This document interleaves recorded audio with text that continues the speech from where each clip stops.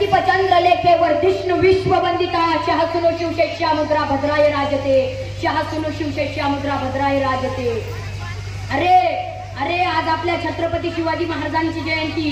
या महाराष्ट्राच्या मातीचा इतिहास, या महाराष्ट्राच्या मातीचा इतिहास कोणी लिहिलाय दादांनो? या महाराष्ट्राच्या मातीचा इतिहास कुठल्या आयऱ्या गायऱ्यानं किंवा लुंग्या सुंग्यानं नाही लिहिलाय। कोणी लिहिलाय या महाराष्ट्राच्या मातीचा इतिहास? लिहिलाय या शाहिराच्या टाफांनी, ढगाच्या कडगडांनी, डोंगराच्या हिरव्या पिवळ्या शालीनं, सह्याद्रीच्या नालीनं, सुखानं मरतो म्हणून घोड खिंड्याची पावन खिंड करणारानं, मुघलांचं घोडं पाणी पिताना त्यांना त्या पाण्यात दिसणारे संताजी सहभागी या माणसांनी लिहिला या महाराष्ट्राच्या मातीचा इतिहास। आज आपल्या महाराष्ट्र राज्याचा आराध्य दैवत छत्रपती शिवाजी महाराज यांच्या जयंतीनिमित्त आपण सर्वजण जमलो। छत्रपती शिवाजी महाराजांच्या जयंतीनिमित्त सर्वांना हार्दिक शुभेच्छा देतो आणि माझ्या भाषणास सुरुवात करतो। पोरांनो आपण उठल्याबरोबर आपल्या कपाळाला गंध लावला पाहिजे। गंध का लावला पाहिजे? तर तो गंध म्हणजे आपली एक हिंदू म्हणून ओळख आहे। आपण हिंदू म्हणून या समाजात जगलं पाहिजे, हिंदू म्हणून आपण या समाजात मेलं पाहिजे, हिंदू म्हणूनच राहिलं पाहिजे। 350 वर्षापूर्वी शिवा काशीद असू दे, जीवा महाले असू दे, आपले छत्रपती शिवाजी महाराज असू दे, संभाजी महाराज असू दे, या माणसांनी डोक्याच्या केसापासून तर पायाच्या नखापर्यंत चांबडत सोलून रक्ताचा अभिषेक या मातीला घातला आणि आपल्याला हिंदू म्हणून जिवंत ठेवलं। म्हणून आपणही हिंदू म्हणून जगलं पाहिजे, हिंदू म्हणून राहिलं पाहिजे, हिंदू म्हणून कपाळाला गंध लावला पाहिजे। पोरांनो आयुष्यात स्टेटस ठेवत बसू नका, आयुष्यात स्टेटस ठेवत बसू नका। आयुष्यात आपलं स्टेटस स्वतःच असं निर्माण करा की दुसऱ्याने आपलं स्टेटसला ठेवलं पाहिजे। 350 वर्षापूर्वी या महाराष्ट्राच्या मातीत एक असा माणूस होऊन गेला की ज्याने आपलं स्वतःच स्टेटस निर्माण केलं। आज 350 वर्ष झाले तरी त्या माणसं स्टेटसला स्टेटस ठेवतात। Name of the Chhatrapati Shivaji Maharaj. पोरांनो हातात टायटन शिवाय घड्याळ घालायचं नाही, पायात बूट बाटा शिवाय घालायचा नाही, अंगात कपडे रेमन शिवाय घालायचे नाही, गल्लीतून फिरताना बुलेटवर फिरल्याशिवाय राहायचं नाही। ज्यांना आपल्याला किवचलं त्याच्या दारातून फटाफट वाजत जायचं, पण जी काय करायची ती आयुष स्वतःच्या जीवावर करायची। त्या आयुषला खरी मजा आहे, त्या आयुषला खरी मजा आहे।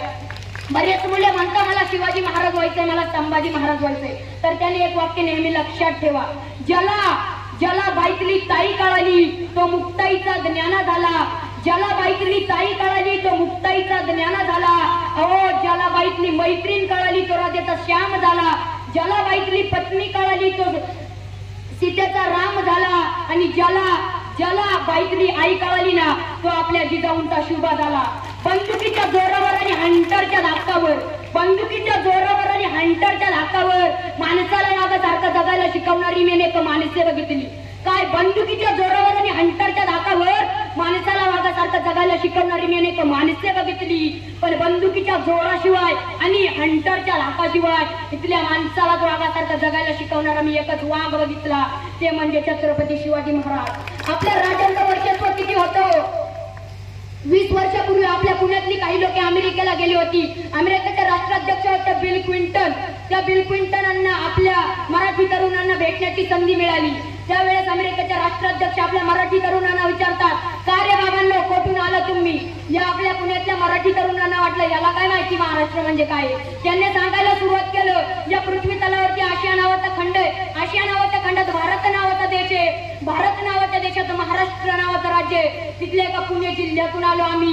असं कळता बरोबरच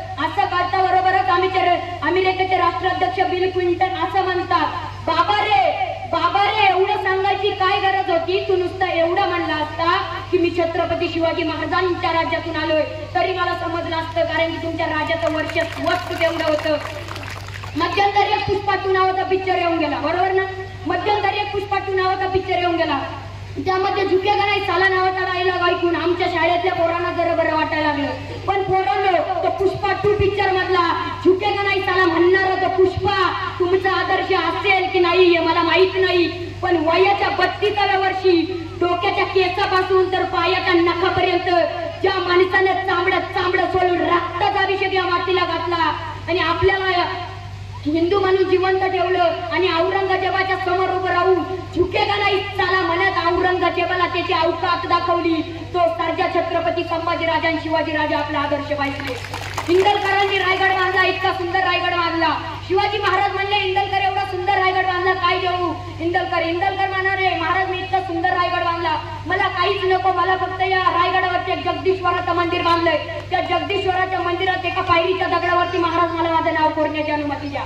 आजही तुम्ही कधी गेला तर रायगडावरती गेल्यावरती जगदीश्वराच्या मंदिरात जाताना त्या पायरीच्या दगडावरती एका इंजिनियरचं फार असं छान वाक्य, तर ते वाक्य असते, सेवेचे ठाई तत्पर विरोधी इंदलकरांचं मत हेच होतं, मी आता कदाचित उद्या असेल किंवा मी आता कदाचित उद्या नसेल, महाराज मी असलो किंवा मी नसलो, ज्या ज्या वेळेस तुम्ही रायगडावरती याल आणि या जगदीश्वराच्या मंदिरात दर्शनासाठी जाल, जाताना तुमच्या पायाची धूळ माझ्या नावावर सतत अभिषेक करत राहील, एवढंच पाहिजे महाराज, मला काहीच नको. काय मागितलं मागून मागू, एका पायरीच्या दगडावरती नाव कोरण्याची अनुमती, काय मागितलं मागून मागू. अहो शिवाजी महाराजांचं निधन झालं रायगडावरती आणि औरंगजेब खाली आला आणि नमाजाच्या रूपात पडायला लागला, काय म्हणाला, ए खुदा तेरे जन्नत के दरवाजे खुले रखना, माँ बहनों की इज्जत करने वाला शेर सिवा तेरे पास आहे. ओ मेल्यानंतर शत्रूला ज्याच्याबद्दल माझा अभिमान वाटणारा असा माझा राजा, 350 वर्ष झाले इथल्या प्रत्येक माणसाच्या हृदयात जागा करून गेला असा माझा राजा, काय म्हणाला औरंगजेब. अहो शत्रू होता औरंगजेब छत्रपती शिवाजी महाराजांचा, तरी काय म्हणाला, ए खुदा तेरे जन्नत के दरवाजे खुले रखना, माँ बहनों की इज्जत करने वाला शेर सिवा तेरे पास आ रहा है, माँ बहनों की इज्जत करने वाला शेर सिवा तेरे पास आ रहा है. आणि जाता जाता एवढंच सांगून जाऊ इच्छितो, हर हर महादेव आवाज सुटला, मुघलांच्या कपाळी घाम फुटला, हर हर महादेव आवाज सुटला, मुघलांच्या कपाळी घाम फुटला, मराठ्यांच्या झळकत्या चमकत्या तलवारी, मुघल पळती महागारी, मराठ्यांच्या झळकत्या चमकत्या तलवारी, मुघल पळती महागारी. राज तुम्ही अजून 10 वर्ष जगला असता तर मुघलांनी कपाळावरती भगवाच लावला असता, मुघलांनी कपाळावरती भगवाच लावला असता.